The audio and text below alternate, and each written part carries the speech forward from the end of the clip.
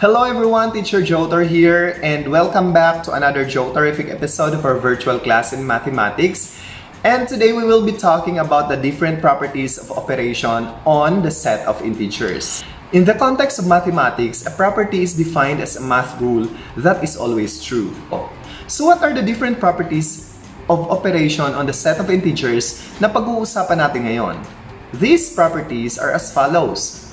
We have the closure property, commutative property, associative property, distributive property, identity property, inverse property, and zero property. So let's start our discussion with closure property. Based on definition, closure property states that two integers that are being added or multiplied remain as integers. Sa addition, kahit anong integer pa ang i-add mo, integer plus another integer, that will always result to an integer.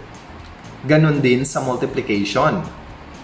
If an integer is multiplied by another integer, then the product will also be an integer.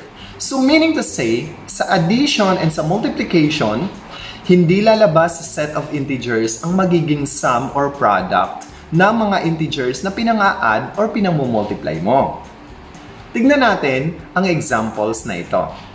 Sa addition, suppose we have positive 25 plus negative 18. 25 plus negative 18 is equal to positive 7. Notice that 25 and negative 18 are both integers. And positive 7 is also an integer. So isa lang yan sa maliwanag, no? Maliwanag na halimbawa na kung ang dalawang integers or ang mga integers ay i-add mo, ang sum will always be an integer. Now let's proceed to multiplication. Let's take a look at 12 times negative 7. 12 times negative 7 is equal to negative 84. Pansining maigi na ang 12, no, at negative 7 ay parehong integers. At ang sagot na negative 84 ay isa ring integer. So, tandaan natin maigi that according to the definition of closure property, no, pag tayo ay nag-a-add ng mga integers or nagmumultiply ng mga integers, ang sum or product will always be integer.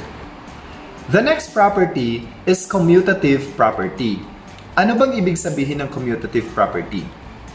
Based on definition, it states that changing the order of the numbers being added or multiplied does not change the value. Anong ibig sabihin? Simplihan lang natin. Pag sinabi natin commutative property, pagbali-baligtarin man natin ang posisyon ng mga numbers na ina-add natin or minumultiply, hindi mababago ang kanyang sagot. Tignan natin ito. If we have A plus B, like that, pareho lang yan sa B plus A. Ganon din sa multiplication. If we have A times B, then that is also the same as B times A. So, yan ang ibig sabihin ng konsepto ng commutative property. Tandaan natin na pagbali-baligtarin man natin ang posisyon ng addends or factors, hindi mababago ang sum at product. Okay? So, example, if we have 7 plus 8, that is equal to 8 plus 7. Because 7 plus 8 is 15, and 8 plus 7 is also equal to 15. Ganon din sa multiplication. 7 times 8 is equal to 8 times 7.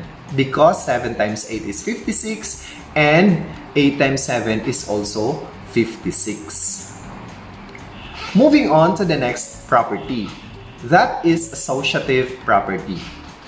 It states that changing the grouping of integers being added or multiplied does not affect nor change the value.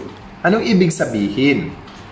Ibig sabihin, pagpalit-palitin mo man, no, ang groupings or yung pagsama-sama mo ng mga numbers na ina-add or mga numbers na minumultiply katulad nito.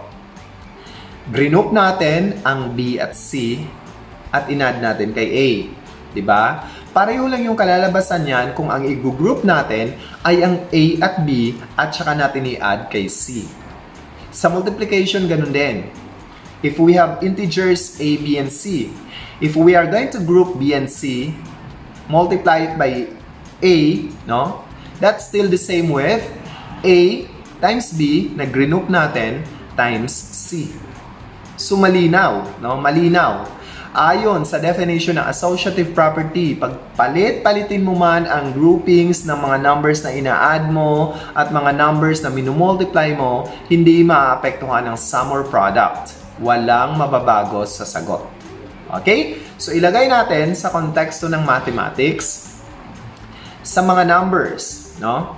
If we have 4 plus, the group of 5 plus 6, equal pa din yan sa group of 4 plus 5 plus 6. Bakit?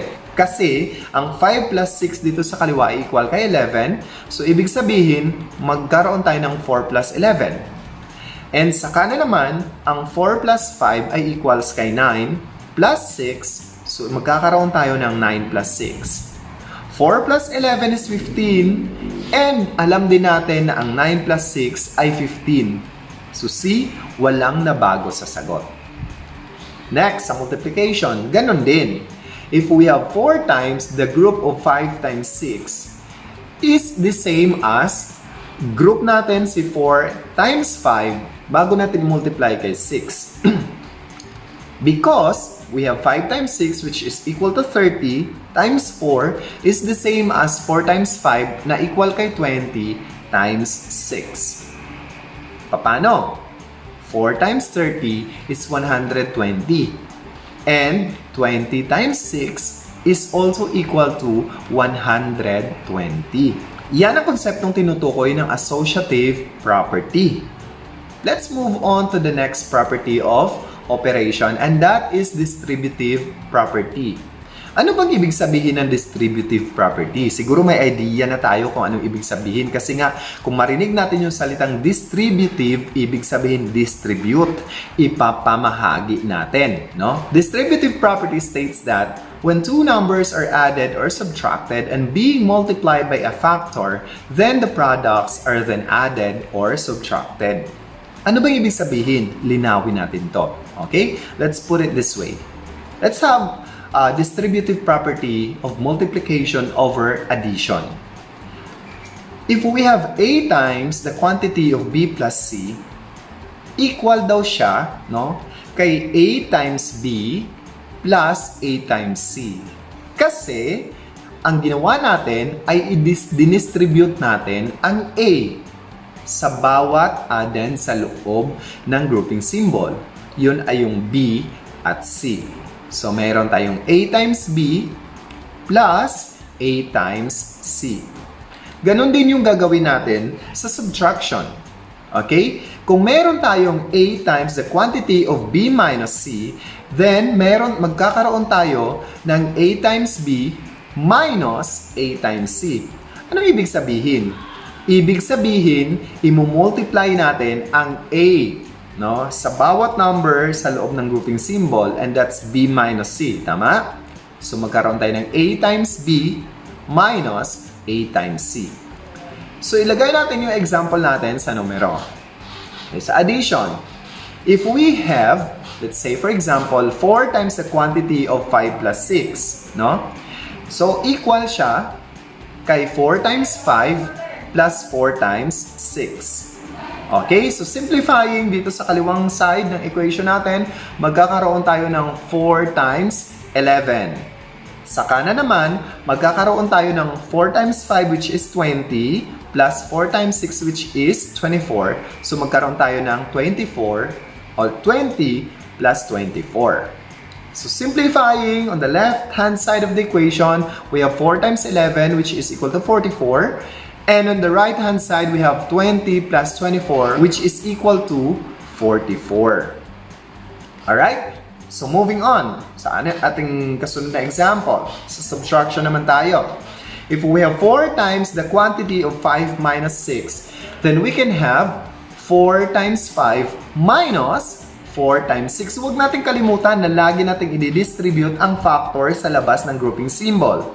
Okay? So, isa-isa yan. So, kung ilan yung number sa loob ng grouping symbol or ilan yung terms sa loob ng grouping symbol, yun din yung number of times na i-distribute natin ang ating factor sa labas. So, simplifying dito sa kaliwa, magkaroon tayo ng 5 minus 6 which is equal to negative 1. So, we'll have 4 times negative 1. And on the right-hand side, we have 4 times 5 which is 20 minus 4 times 6 which is 24. So, simplifying, we'll have 20 minus 24 on the right-hand side of the equation. On the left-hand side, we have 4 times negative 1 which is equal to negative 4. Equals, no? 20 minus 24 on the right-hand side is the same as negative 4. So, that is negative 4 is equal to negative 4. Now, dadako tayo sa susunod na property which is identity property. Ano ba yung identity property? Meron tayong dalawang identity element. Isa para sa addition at isa naman para sa multiplication. Sa addition, ang identity element natin ay 0, samantalang sa multiplication, ang identity element natin ay 1. Anong ibig sabihin? Umpisahan natin sa addition. Okay? Sa addition, sinasabi dyan that any number added to 0 is the number itself. So, kahit gaano pa kaliit o kalaki yung number na i-add mo sa 0, magiging walang mababago sa number na yon, no? Katulad nito, n plus 0, that's still equal to n. Ganon din sa multiplication. Ang identity element ng multiplication ay positive 1. So, ibig sabihin, any number multiplied by positive 1 is the number itself. So, kahit gaano pa kalaki, gaano pa kaliit yung number na i-multiply mo sa 1, hindi mababago yung number na yon, no? Katulad niyan, if you have a number n times positive 1, then it will result to the same number n. So, let's put it this way. Let's have an example. Sa addition, if we have 8 plus 0, the result will always be equal to 8. Ganun din sa multiplication. If we have 9 times 1, then that is equal to 9. So, kahit mayroon ka pang 1 million plus 0, 1 million pa rin ang sagot. 1 million times 1, 1 million pa rin ang sagot. Negative 500 plus 0, the result is negative 500. And negative 500 times 1, it will be equal to negative 500. So, walang mababago sa katotohanan yun. Alright? So, let's move on to the next property, which is the inverse property. So, meron tayong dalawang operation na pag-uusapan dito. Yun ay ang addition and multiplication. Okay, sa addition, sinabi dito, the sum of any number and its additive inverse is 0. This follows that the additive inverse of any number A is negative A. For multiplication, the product of any number and its multiplicative inverse or reciprocal is positive 1. So, the multiplicative inverse of a number A is 1 over A. Okay? So, let's put it this way. If we have n, or we have a number n, plus its additive inverse, negative n, then the sum is 0. And for multiplication, if we have a number n multiplied by its reciprocal or multiplicative inverse, 1 over n, then it will result to 1. Okay? So, tandaan natin yan. No? So, tignan natin to. If we have positive 9, then its additive inverse is negative 9. No? 9 plus negative 9 is equal to 0. Ganon din kahit anong number. Let's say, for example, we have negative 25. Its additive inverse is positive 25. Na pag pinag-add mo silang dalawa, that is equal to 0. If you have positive 100, then its additive inverse is negative 100. And the sum will be equal to 0. Sa multiplication naman, no? Sa multiplication, if you have a number, let's say 9, times its inverse, so ang inverse ng 9 or reciprocal ng 9 is 1 over 9. Multiplying 9 and its multiplicative inverse 1 over 9, that results to positive 1. E paano, sir, kung ang number ay negative 5? What is its multiplicative inverse? Its multiplicative inverse is also negative, but it is negative 1 over 5. Because negative 5 times negative 1 over 5 is equal to positive 1. So, dapat mag-ingat din tayo sa ganyan. Okay? So, moving on. Let's now have the zero property. Pag sinabi nating zero property, simplihan lang natin to. The product of 0 and any number is 0. Ganun lang kasimple. So, if you are multiplying any number, no, by a 0, then it will result to a 0. So, just like that, n times 0 is equal to 0. So, for example, 8 times 0 is equal to 0. So, kahit gaano man kalaki o kaliit ang integer na i-multiply mo sa 0, magiging 0 palagi ang sagot. Okay? So, again, balikan lang natin ang different properties na napag-usapan natin. Pag sinabi nating property, it is a math rule that is always true. At ang mga properties na yon ay ang closure property, commutative, associative, distributive, identity, inverse, and zero.